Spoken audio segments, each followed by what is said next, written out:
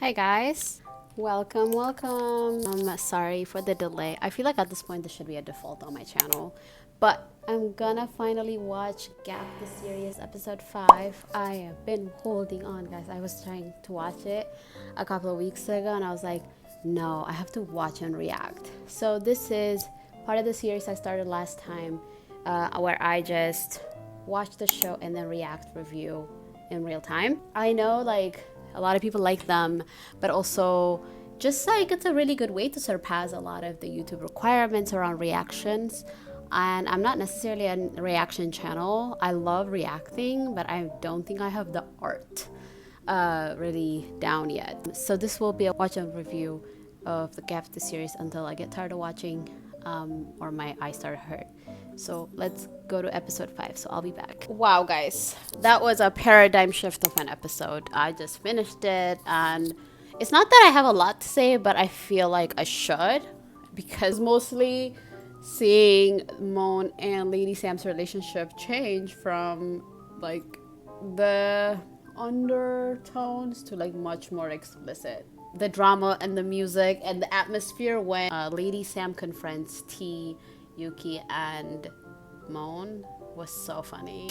T was like, I'm your friend, remember? She's like trying to bring her back to reality. Continuously, the theme of the show is Lady Sam making the office a hostile environment unnecessarily when she is in a bad mood. I don't love that. I want the extra hot tea, making sure Chin changes his shirt because she's like, it hurt my eye. How petty, how petty. We get to see Lady Sam's immaturity in this episode very well, and it's really fun actually, and sometimes really concerning. We also get to see Lady Sam be more playful here when she was waiting on the swing when Moan went to get ice cream and she kept swinging. It was like a very subtle scene, but I really enjoyed it because she's kind of getting outside her body a little bit more, and I love that. And then when they were eating the ice cream and Moan purposefully was like, I have ice cream on my lips. Like, ma'am, you're doing this on purpose. Kind of nice to be pursued by the CEO, you know, like you don't have to pay for dates. You are driven from work to home, from home to work. Like, that's nice. The sexual tension on this episode is so thick, you can cut it with a knife. You can cut it, you can slice it with a bread knife. You need a bread knife. It was too, like, there was moments I was like, like, you know, the goosebumps were a little, they stayed a little longer. I hate Nope, I think his name is. I don't remember, but the guy that's Moan's friend who was like, looked into the car, like how disrespectful. I do not like him. Not everything is black and white, but the way he's going on things is very like entitled. I don't like the fact that he's acting like he owns Moan and he's sure that they're gonna end up together and questioning her like she's like a child. I'm not happy that like Lady Sam had to intervene and that's why she told him that, or like that kind of pushed her to tell him that. But when she said stop acting like you own me, it was such a great defensiveness for herself. But like, men are scary. Like, I don't know what's gonna come later. Is this man gonna like kidnap her? So I'm not looking forward to that resolution at all. Maybe it just ends here and we're like good and he's just one of those men. The way he held her hand after she said you make me uncomfortable, oh my god. And then when he fell, like when she pushed him, that was such a crazy push, by the way, when she pushed him and he fell. How weak are you? I'm sorry, but are you a feather? If it's in another movie or show, they probably would have shown him be like incredibly violent. But I know they've been friends, so maybe we'll show in a different way. I hope it's not gonna be violent. Also, Lady Sam's shadow account, I am your boss, and nobody's accepting her friend request except Moan. She is incredible. She's incredible. I love her. The nose bite and the like the game, what are they doing? But it's so cute. I love it. The chemistry is too good. Like, she's her sugar mother. Okay, maybe I shouldn't call her sugar mother. I don't know. Sugar mother doesn't sound as good as sugar daddy, but she absolutely is. The way that Sam really wants Moan to spend time more with her, and I think it gets obvious and obvious as the episode goes on. Delightful.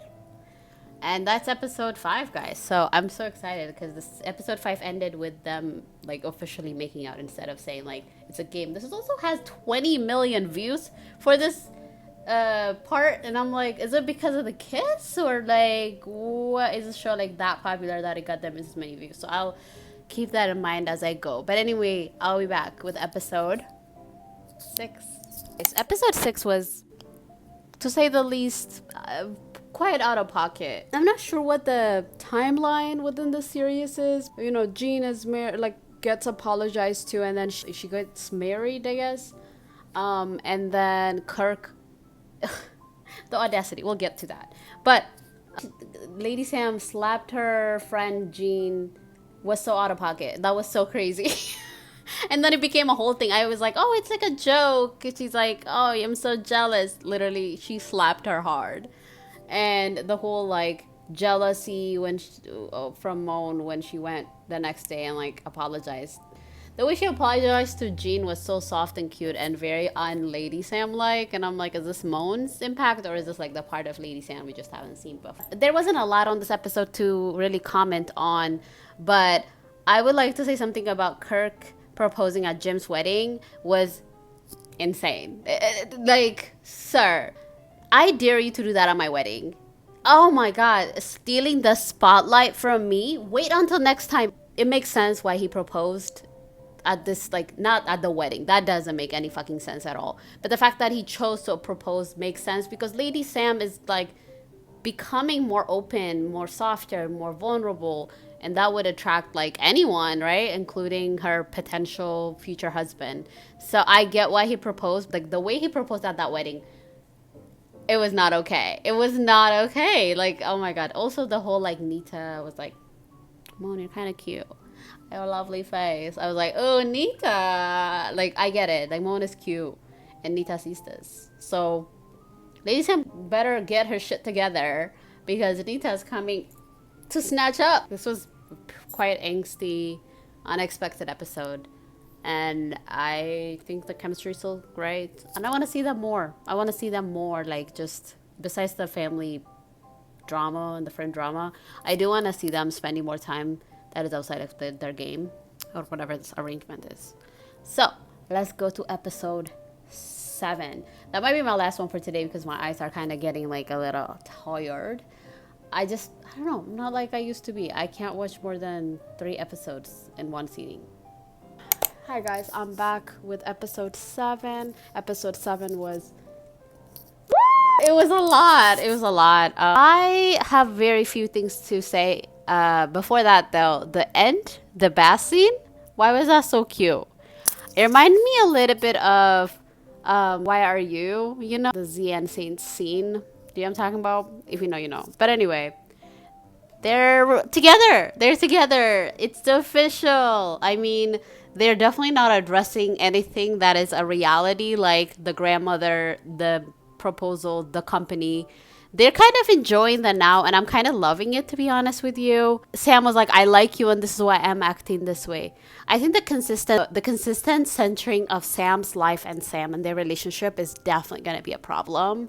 It's going to come up probably later because Mon is consistently trying to regulate the emotion of Sam, and that's a very exhausting way to be in a relationship. I have seen her support Sam really, really well, but I haven't seen Sam do the same.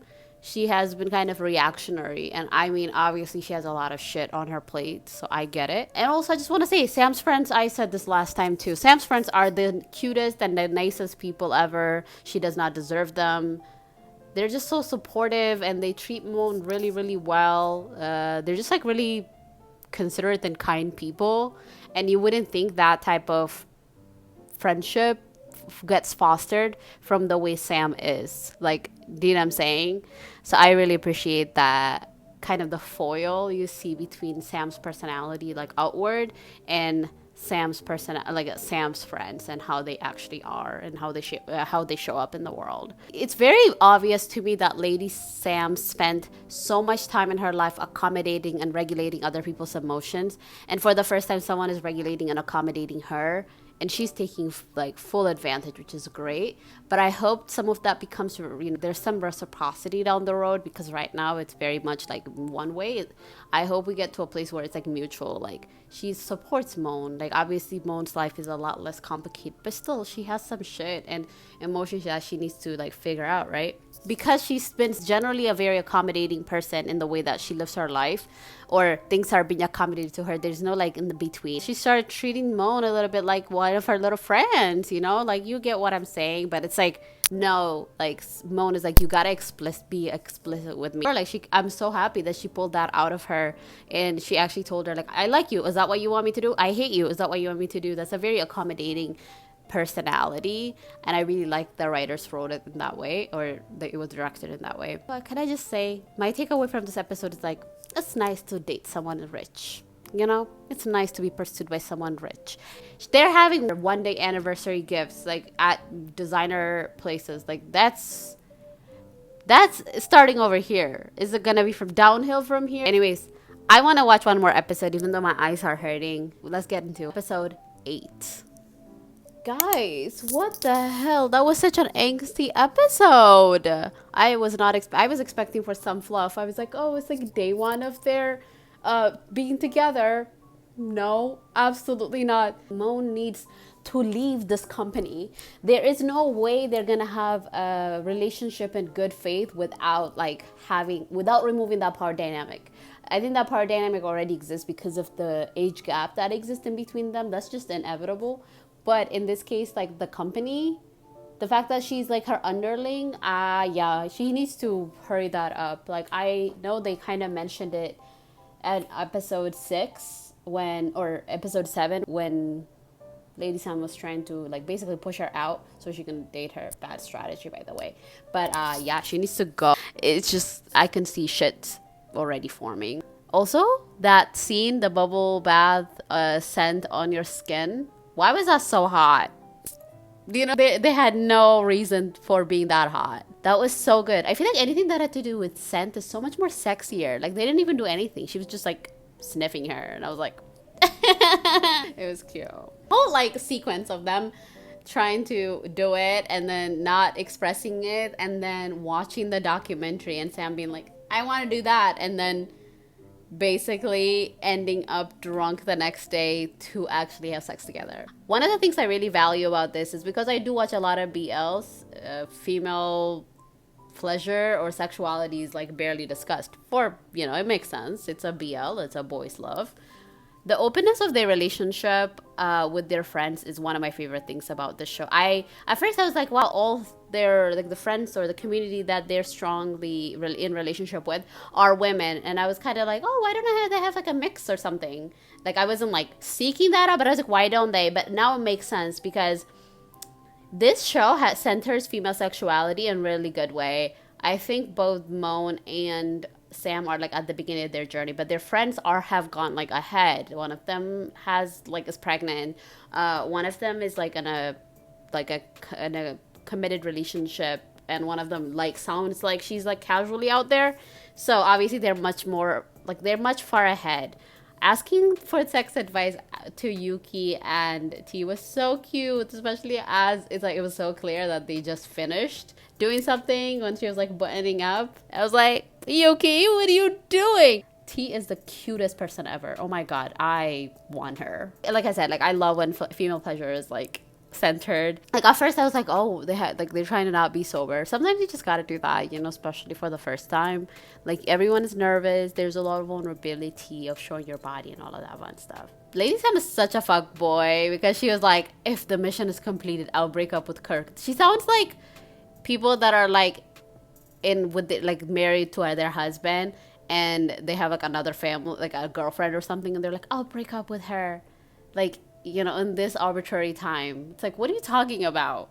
Like, the sexual relationship has nothing to do. Like, is she trying to test? Their chemistry is no joke. I've said this and I'll say it again. It's very, in the love scenes and stuff, it's very clear. But also, like, just the way they look at each other, I feel like I should not be in the room. I think I said this, but all of the insecurities from both sides is really showing up, but really especially Lady Sam. Lady Sam is calling Moan like a two-timing. Like some of it is like very not grounded in reality on purpose because Sam is not like in her mind. She's not really in the right proper space because she has all this like cat and mouse game that she's playing with her family, the company, but now with Moan, and Moan is like, what the fuck do you want from me? Like, be straightforward. Like, I don't like the hiding that's happening with Kirk and Nita and stuff like that, because it does look like to Sam, who already have some of these like deep insecurities embedded in her, that something is going on. You know what I'm saying? So this is just like fueling more of her security even more. It's just adding gasoline and already burning fire.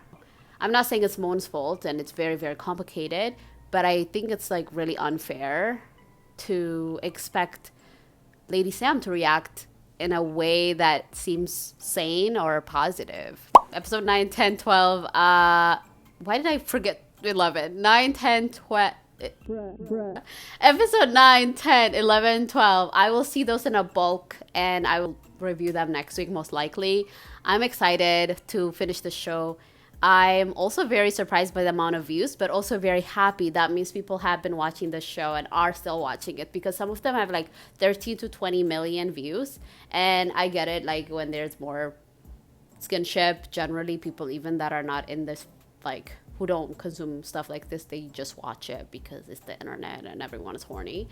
But I just really appreciate that it has a lot of views, and I don't want to chalk it up for like people just being horny. I actually like to think that people are really interested in the show and they're watching it. I haven't really looked deeply at the reviews on Drama List or anything, but from the general reviews, like on face value, I've seen everything looks pretty good. So I have very high hopes for the rest of the series. And to end this and to move on to something else, but I think this is a very, like, so far, this is a very solid grounding for more GLs to be produced.